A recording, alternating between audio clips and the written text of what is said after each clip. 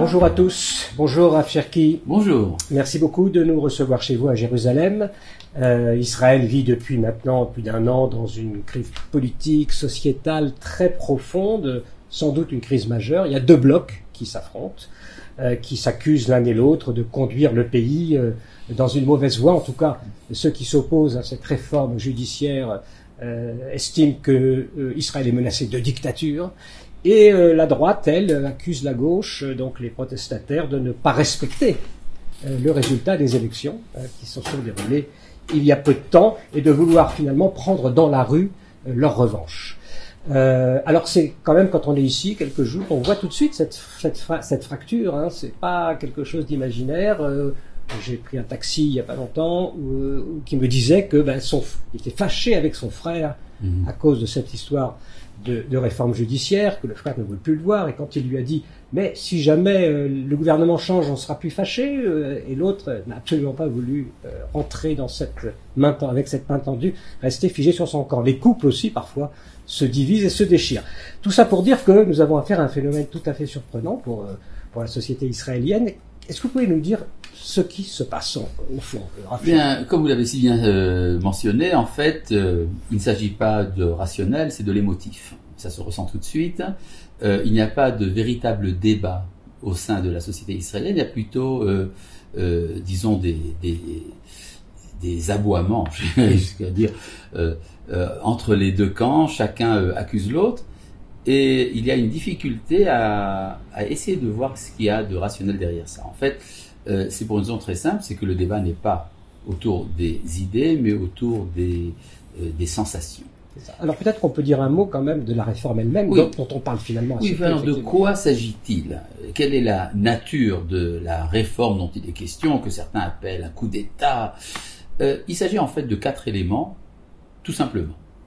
Il s'agit d'une loi. Et en fait, il y a 4 éléments. La première, c'est qu'il s'agit de faire une loi qui permet de surmonter la prérogative de la Cour suprême qu'elle s'est arrogée de son propre chef, d'invalider des lois de la Knesset. Alors, c'est une chose qu'on n'a jamais vue ailleurs, que le judiciaire pourrait donc invalider des lois en fonction simplement de ses idées, de ses valeurs, sans agir un peu à la manière d'un conseil constitutionnel, mais qui n'a pas été nommé pour le faire. Donc, depuis les années 90, quand s'est fait justement cette révolution judiciaire par le président de la Cour suprême, Aaron Barak, qui a décidé de son propre chef que le tribunal avait la prérogative de supprimer des lois de la Knesset, alors il a été nécessaire de faire donc une loi qui pourrait surmonter cela. Une loi d'ailleurs qui existe au Canada, qui est un pays extrêmement démocratique. Le deuxième point, il s'agit de la séparation du rôle du conseiller juridique du gouvernement, qui aujourd'hui agit à la fois comme procureur et comme avocat du gouvernement, et qui très souvent, en tant que procureur, s'oppose à la politique du gouvernement, et il est validé par la Cour suprême comme étant l'autorité dernière à laquelle le gouvernement doit se plier. Donc il y aurait donc ici un fonctionnaire qui n'a pas été élu, qui n'a été simplement que nommé, qui pourrait donc invalider les décisions gouvernementales et même éventuellement déclarer l'incapacité du Premier ministre élu d'Israël de continuer ses fonctions. Ça c'est donc le deuxième point. Le troisième point, il s'agit de la commission chargée de nommer les juges.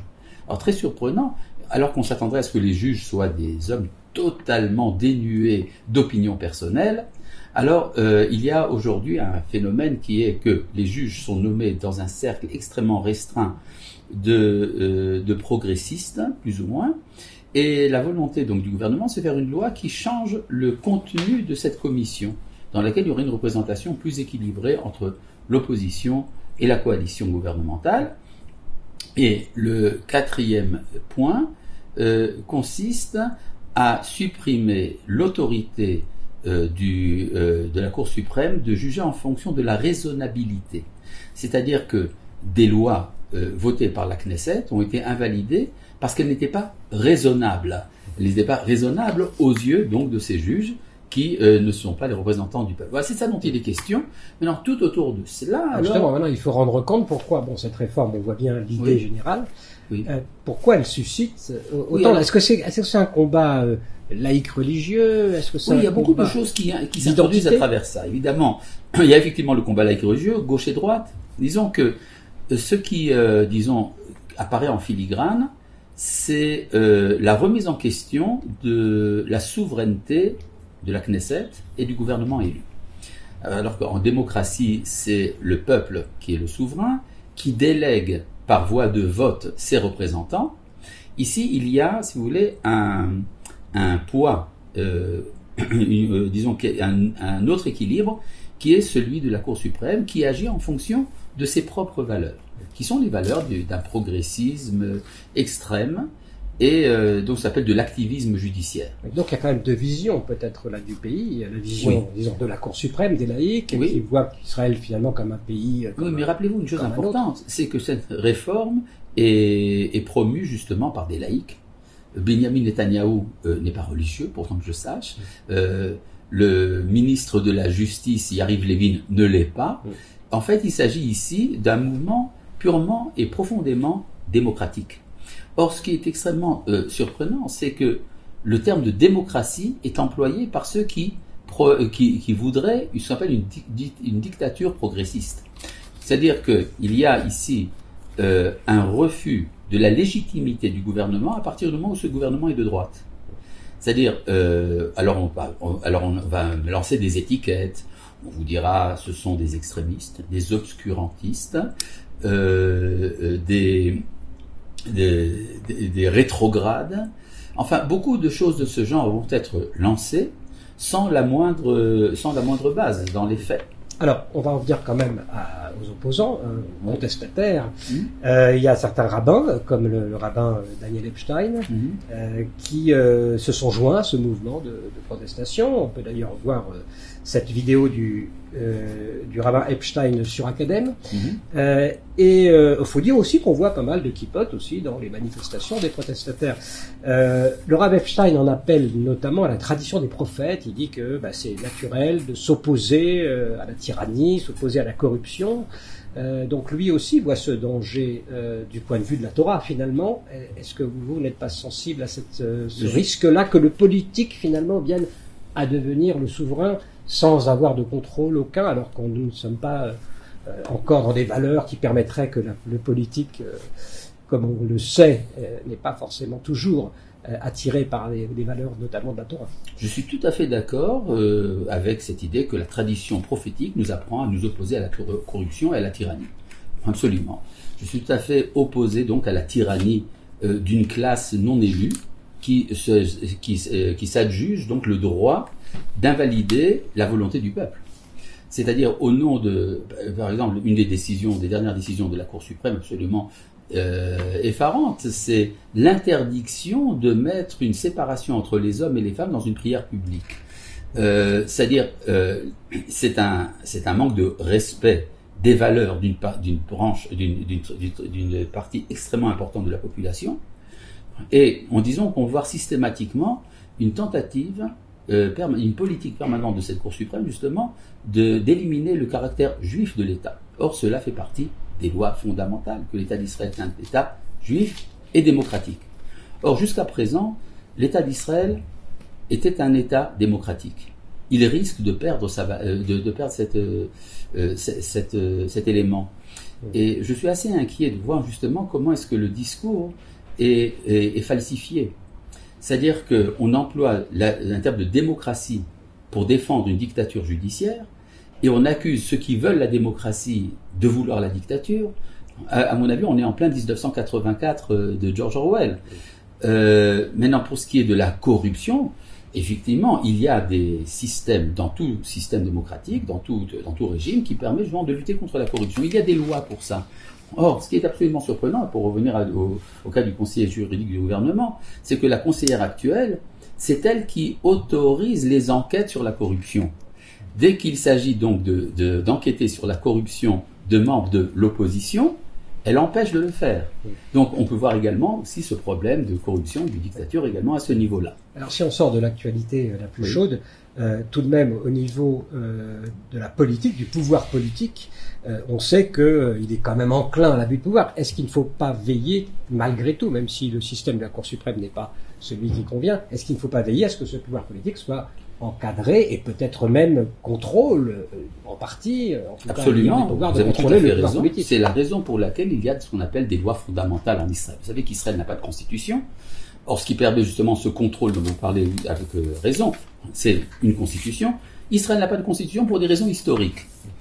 Et elle n'a jamais pu finalement rédiger. Oui, jamais une constitution n'a été possible. Une des idées d'ailleurs acceptées par une partie des juristes non religieux, c'est que dans le principe, ça serait la Torah qui serait la constitution de l'État d'Israël. Alors ça gêne tout le monde, donc on ne veut pas en parler.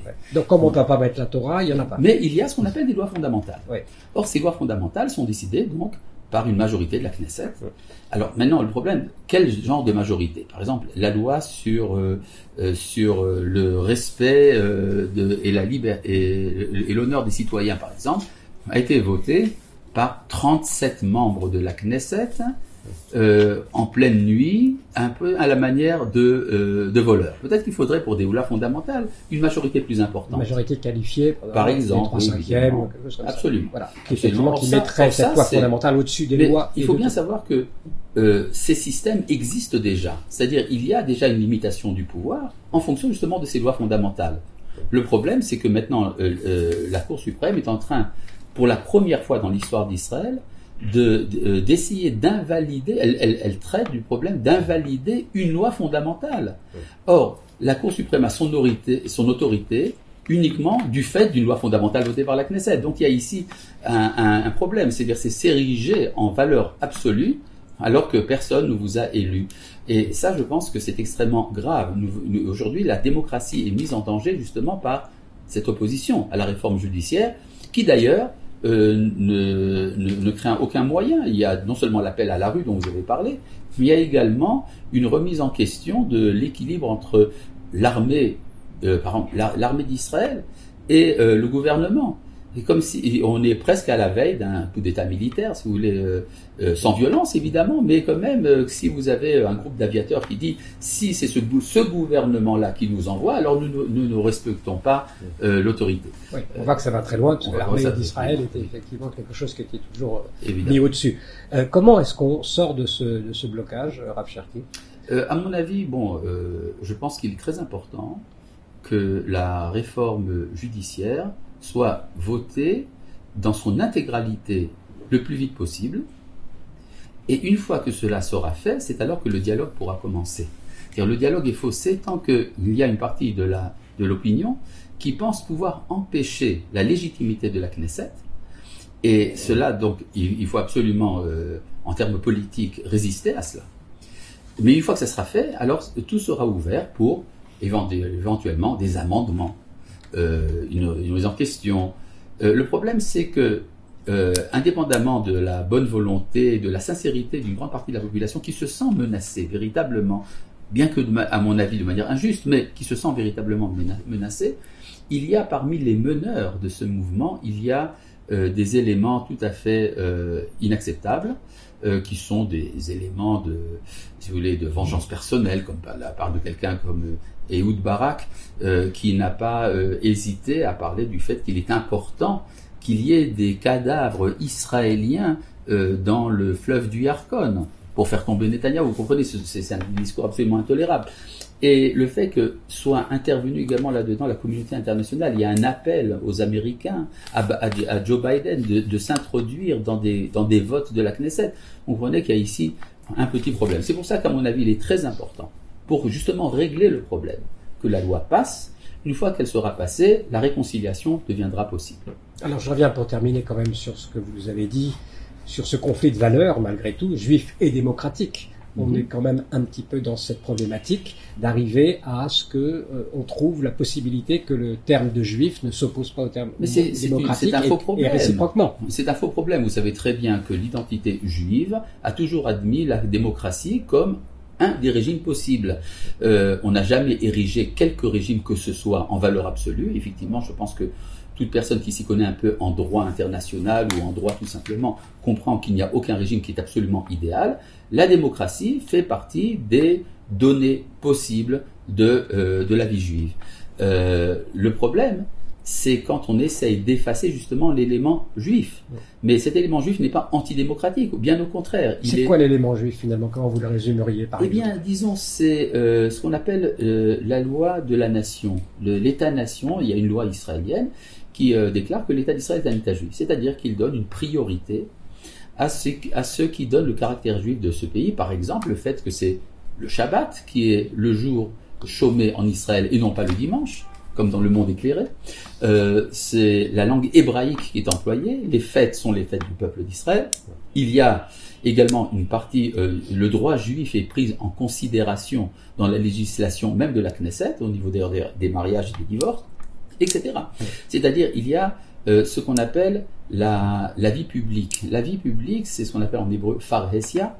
C'est une idée d'ailleurs d'une juriste israélienne, Ruth Gabizon, qui n'était pas du tout religieuse, mais qui admettait que pour préserver le caractère juif de l'État, il est important qu'il y ait au niveau de la vie publique, du présentable, il y ait quelque chose qui respecte la halakha. Par exemple, le fait que les transports publics ne sont pas autorisés le Shabbat, ça ne vous empêche absolument pas de prendre votre voiture le Shabbat, ou même de louer des autobus. Et les gens, ils voient quand même, enfin les laïcs, ils voient quand même une forme de contrainte. Ils ont peur que s'instaure une forme de contrainte religieuse du fait de ce que vous dites. C'est n'importe quoi. Vous comprenez très bien qu'il n'y a jamais eu de contrainte dans le cadre halachique. Jamais on a contraint qui que ce soit de mener une vie religieuse. Il s'agit ici simplement de l'image publique. C'est tout à fait différent. Et disons, l'idée qu'on serait à la veille de devenir l'Iran ou même l'Afghanistan est absolument ridicule. Simplement, alors on brandit parfois la déclaration d'indépendance de l'État d'Israël. Alors cette déclaration d'indépendance de l'État d'Israël qui affirme effectivement l'égalité des citoyens, les droits de l'homme, etc. Cette même déclaration de l'indépendance parle également du message des prophètes d'Israël. Ça fait partie de ce qu'on appelle le contrat social de l'État. Le fait qu'une grande partie de l'État d'Israël, non seulement est religieux, mais parfois traditionnaliste, en tout cas attaché aux valeurs du judaïsme, dans l'écrasante majorité du peuple, y compris ce qu'on appelle les laïcs, cela implique donc la nécessité de reconnaître la validité du droit juif, en partie en tout cas. Et cela, à partir du moment où vous essayez de transformer l'État d'Israël en Suède, par exemple, alors vous allez briser justement cette unité nationale, et c'est là que vous la mettez en danger. Ni la Suède, ni l'Afghanistan, ni Absolument. l'Iran. Nous sommes Israël. Mais est-ce que finalement, le fait que cette crise apparaisse aujourd'hui, alors qu'Israël est devenu ce qu'il est finalement, est-ce que ça peut être aussi vu comme une crise de croissance, c'est-à-dire que jusqu'à présent, on avançait, on essayait de consolider, disons, un acquis, et puis maintenant, on a passé une étape, c'est devenu une puissance dans la région, etc., et qu'il va falloir savoir où on se resituer un petit peu par rapport au projet que l'on a. Absolument, et ça qui est merveilleux. Vous savez, nous sommes revenus chez nous, après quand même 2000 ans, nous sommes revenus en place, et donc nous ressuscitons, si vous voulez, toutes les manières d'être Israël qu'il y avait à l'époque du deuxième temps. Vous pouvez lire Flavius Joseph, et alors vous êtes très surpris de voir que tous les partis politiques qui existent aujourd'hui se retrouvent également à l'époque. Et il est intéressant de voir que ce dont il est question aujourd'hui, c'est d'une définition de l'identité. Et il est évident que chaque faction de la société israélienne, chaque secteur a quelque chose à apporter dans la synthèse. C'est-à-dire, si on réfléchit un peu d'une manière de la synthèse hegelienne, alors il est probable que l'Israélien de l'avenir portera en lui toutes les composantes justement de cette société. C'est-à-dire, si on viendra un jour où, si vous voulez, on pourrait même parler de la civilisation des prophètes, si elle revient un jour en place, elle ne ressemblera pas à l'époque ni de la Bible, ni à l'époque post-biblique, ni à l'époque de l'exil. Ça sera quelque chose de nouveau, dans lequel on trouvera à la fois les high-techistes de Tel Aviv et le Noar Agvaot, les jeunes des collines de Judée et de Samarie, et ça donnera un milkshake assez intéressant. Évidemment, effectivement, votre terme de crise de croissance répond en moi à un sentiment très fort. C'est-à-dire, on parle aujourd'hui d'une crise très grave. Vous savez que l'État d'Israël a connu des crises d'identité encore plus graves dans ses premières années. Et donc, je pense que nous sommes à la veille d'un accouchement. De ce point de vue-là, je suis véritablement optimiste. Voilà. Bon, écoutez, Rav Cherki, on va terminer sur ce mot optimiste, à savoir comment ces deux modalités d'être finalement israéliens vont pouvoir effectivement se conjuguer, non plus s'opposer, pour Absolument. Créer cette nouvelle perspective, cette nouvelle citoyenneté. Peut-être on peut dire cette hébraïsation du pays aussi. Sans aucun doute. Mais je êtes, pense que ça ne peut pas passer actuellement par le dialogue. Comme on avait commencé, je pense ce n'est pas dans le rationnel que ça se retrouve, c'est la possibilité de réconciliation passe par la proximité. Nous vivons dans le même pays. L'idée de faire une cantonisation du pays est absolument irréalisable, elle est absurde et elle s'oppose à l'idée que la vie l'emporte sur les schémas. Et donc je pense que le fait même de vivre l'un à côté de l'autre, même quand on est fâché l'un avec l'autre, on est finalement dans la même maison. Ouais. Et la vie parfois s'impose même par rapport au chemin. Sans aucun doute. Merci beaucoup, Rav Cherki. Merci à tous pour votre attention.